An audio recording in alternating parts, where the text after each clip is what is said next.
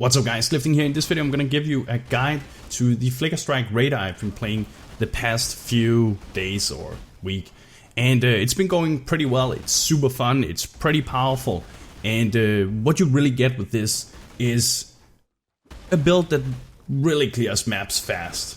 As long as you know you can focus on what's going on here. And trust me, when you look at this, it looks much more confusing than when you're actually playing it. When you're actually playing, you kind of feel like you're in control of what's going on the screen. Not always, but sometimes. But as you guys can see, it has some pretty sick attack speed. It has pretty good damage. It clears maps very fast. But one thing it isn't is like an endgame boss killer. I have killed tier 15 map bosses, and that's not that much of a problem as long as you're high enough level and have the gear for it. But it's definitely not like a shaper killer or uber atziri or atziri killer. There's just, I don't really consider the single target appropriate for that. You could probably do some gem swapping and all that stuff and it would be fine, but well, I don't. I want to use it for like really fast map clearing. It is an evasion based build, but it has been surprisingly good so far. I haven't had any issues. I am using some things to increase the defense, of course, but I'll show you that in a bit. It's also fairly budget friendly to get started, depending on what your definition of a budget is, of course. You need a Kitava's Feast, and preferably 5-linked, and you need a Cosper as well. And then you are good to go for the most part. Then later, when you get more currency, you can add in the stuff that makes it feel more complete or a little more advanced, that opens up for some features, but I'll talk about that. The gear I'm wearing right now is fairly expensive, but that's mostly the flasks, and because I have a Red Dream jewel. Now, as for the gear I'm using a Kitava's Feast, and this is pretty much what made me want to do this. Kitava's Feast is an almost 500 DPS axe, and it's pretty awesome for Flicker Strike because it gives you a free implicit melee splash. And not only is it a melee splash, but it's level 25 melee splash. And I don't need any increased area of effect with this. It feels really good just by itself. It also gives you free life and mana leech, which then means you don't have to use, or don't necessarily have to use a Warlord's Mark or use the leech nodes near the duelist. I'm relying on this by itself. And you recover that 5% of maximum life on kill. I don't really feel like it makes too much of a difference. At least I don't notice it that much. But it also has that the enemies you hit are destroyed on kill. This is really nice when you're going up against porcupines, for instance. They don't explode and, well, shoot at you. So it makes you a little safer in that regard. The other item that's important for the build is the Cosper as well. And it is for two reasons. Number one is that you can have an additional curse that allows me to run Enfeeble and Vulnerability. And I'm running on Vulnerability with the Witchfire Brew flask here, which also gives you evasion and all that stuff. So it's pretty sweet. But it also allows you to poison cursed enemies on hit. And since you have the Blasphemy Enfeeble setup, you will constantly be poisoning any monster you hit. And the poison, like, it doesn't deal that much damage in the beginning. It starts to pick up later in the game. But it's not exactly like something that makes the entire difference. It's a nice extra thing, but it's not something you try to scale or build around or anything like that. It's an extra thing, as I said. Then I'm also using the Worm Sign gauntlets here, and they are evasion based, so it's alright. And the reason I also am using is not only because of the Rampage effect, which I'll explain, but also because it has that implicit level 5 concentrated effect. And that works great with my Ancestral Warchief setup, which I've linked with faster attacks, melee fists, and added fire damage. So that alone gives the totem a lot of damage, and well, it allows you to use it instead of a 5-link in your chest. But the Worm Sign gloves also give you that Rampage League mod, and what this does is that when you reach certain kills on your kill counters, it's the one you can see up in the corner, certain bonuses happens and makes it easier for your character, like spawning weapons to kill for you or stunning enemies around you. But it is also so that you get 1% increased movement speed per 10 Rampage stacks, and you get 2% increased damage per 10 Rampage stacks. So it actually adds up and becomes pretty powerful, because with Flicker you're killing all the time. You can really get some very high stacks. Obviously it's not super good for bosses, but still it's a lot of fun. It requires that you get to maximum endurance charges though. And there's two ways you can generate endurance charges. The budget way is, instead of running Blasphemy and Feeble, you will run Blasphemy Warlord's Mark. That works, or you could maybe cast Enduring Cry. I don't want to do that. But what I'm doing is that I'm running the Red Jewel here, or the Red Dream Jewel. And it makes it so that we gain some fire damage, it's extra chaos, but the important thing is that all resistances in the skill tree here gives us an equal chance to generate an endurance charge. So I picked up Cloth and Chain here together with this one. And in total, this gives us 15% chance to generate endurance charges on kill. And it works very well. Besides this, I'm also using the Dark Ray Vector's boots here. And I'm doing that for the Frenzy Charge that it allows us to get. And this, when I have a corrupted one here, I bought the expensive one.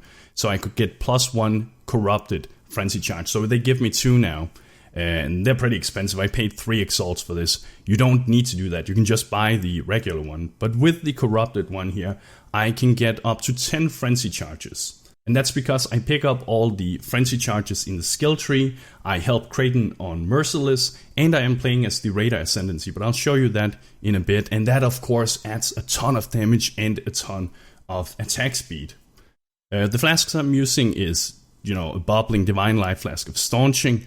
You can use the Seething too, of course. I'm using the Sin's Rebirth, which gives you Unholy Might. And Unholy Might then gives you 30% additional damage, or additional chaos damage based off your Phys damage. So that also helps with the poison. It's a really good flask, and it is a Step Knight, so it makes you more defensive that way too. I'm using a Taste of Hate for more damage and mitigation, and the same for the Lion's Roar here. And then there is the Witchfire Brew here, which helps give me that curse and make them take more damage over time.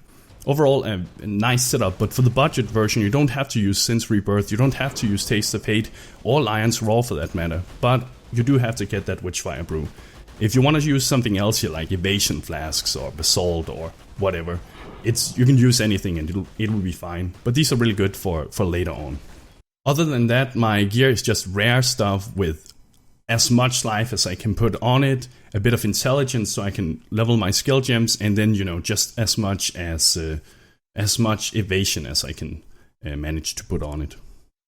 And as you can see, I have a few empty sockets here, and that's simply because I don't really need anything else, and I haven't figured out what I want to do. I've used this as a leap, slam, faster attacks, and frenzy setup so that in cases where I don't have a frenzy charge and I want to add it up, I'll use frenzy a couple of times. That with multi-strike and faster attacks gives you a lot of frenzy charges and allows you to just keep flickering.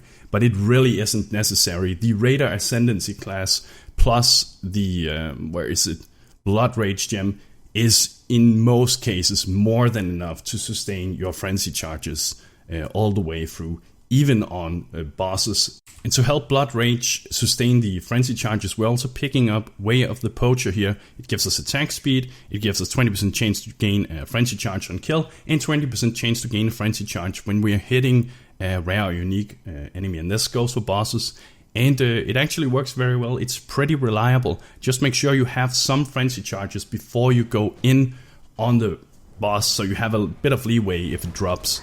I found it to be fairly reliable. Probably not against those really late game bosses, but use your frenzy to add a few frenzy stacks to it, and it should be good. We're also using Avatar of the Slaughter, and since we have 10 frenzy charges, that's 40 damage extra by itself and 40% increased attack speed. Then you add the Avatar of Slaughter here, and you get even more movement attack speed and attack damage.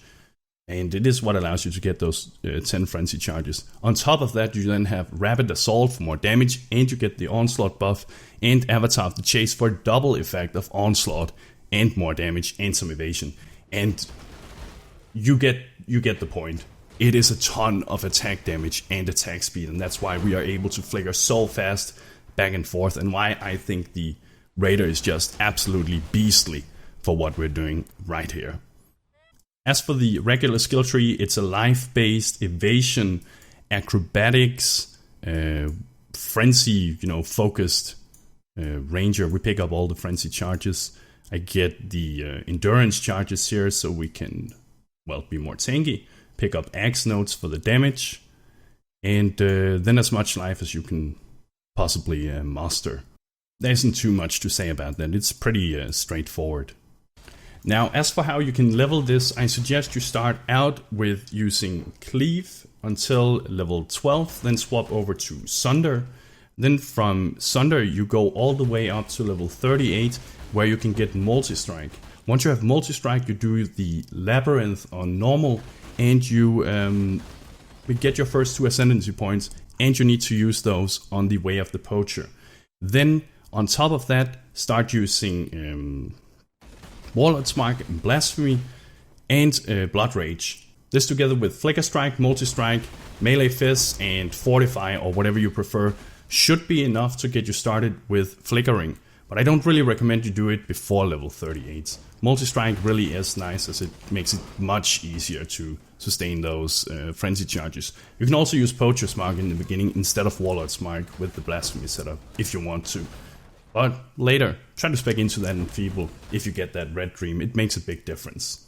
Now, if you really wanted to make it even more expensive and take it even further, you could probably add in an atziri's Disfavor. And just pick up a few leech notes near the duelist. It shouldn't be necessary, the damage is already good with the Kitavas, but it will be better with the Disfavor. But that's what I wanted to show you for now. I'll leave the skill tree and some leveling skill trees in the description of the video, along with bandit choices and a link to my profile where you can see my gem links and my gear. And feel free to try and optimize those missing gem links that I have right now. I've just been too lazy to do it. Anyway, I hope you enjoyed it. Subscribe for more Path of Exile builds or whatever Path of Exile. Thank you for watching, and bros, do you even nerd?